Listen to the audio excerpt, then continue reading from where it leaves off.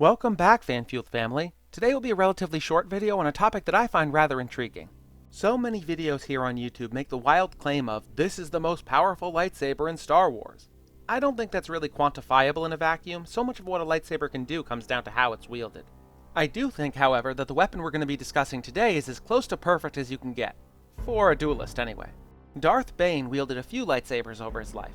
The one we're going to talk about today is his crimson-bladed weapon. So, what makes the thing so powerful?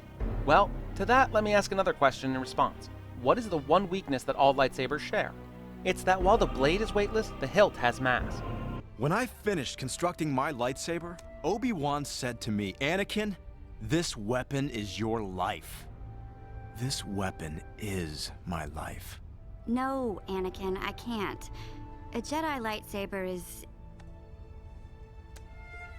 Wow, it's heavier than I thought. Sure, it's not a lot of weight, about 2.5 pounds for a standard hilt. Dooku's might have been a bit less because it was designed like a fencing blade to be faster and lighter. But that's still mass that will slow your motions ever so slightly. In the lightsaber battle, even a half second of slowness can be the difference between victory and getting your head lopped off. Darth Bane's lightsaber did not have this weakness. Due to unknown means, perhaps Sith alchemy, his lightsaber was entirely weightless. It was also a curved-hilt saber like Count Dooku's, making it perfect for Form 2 Makashi, the lightsaber form specifically tailored to dueling. In the context of a high-speed duel using Makashi, that half second of critical time that can make the difference between life and death is cut to about 1/10 of a second. If he's fighting full strength with intent to kill and you let your guard down for a fraction of a second, you're done. Makashi is all about recognizing your foe's openings and exploiting them, as well as creating openings yourself. Master Kenobi, you disappoint me. Yoda holds you in such high esteem. Surely you can do better.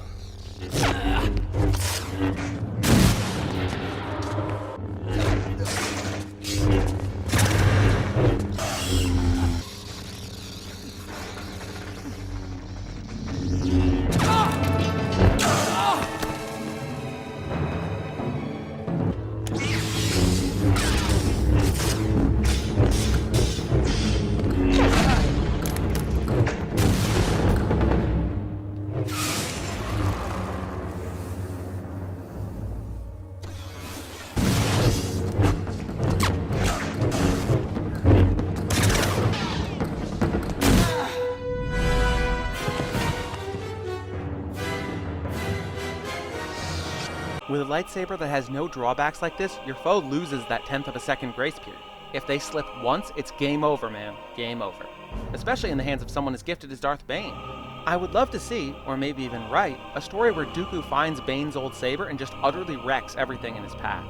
I know this was a really short video, but I'm working on some bigger projects, so shorter videos for a bit. Next week, we're going to look at what I say is the most powerful lightsaber crystal in Star Wars. Again, for a duelist. And trust me, with Bane's lightsaber and the crystal we'll discuss next week, someone like Dooku could even take out Sidious. Before I sign off, I'd like to just read out a comment that was left on a video last week. Last Sunday's video was my take on the old Get Stick Bugged meme, and Just Spencer36 wrote, "It's an older code, sir, but it checks out." This really got a laugh out of me. Thank you for leaving such a great comment. It's also quite appropriate that the first comment I read out like this is from my first ever subscriber. I didn't plan that, it's just serendipity. Thank you so much for watching. You guys know by now that I love Makashi, so a lightsaber that is even more perfectly tailored to it is cool to me, but even in an objective sense, it's a powerful weapon. Speaking of lightsabers, click here for every single lightsaber form explained. Or click here for a video on my favorite monster in the whole Monster Hunter franchise. Thank you again so much for watching, and I'll see you in the next one.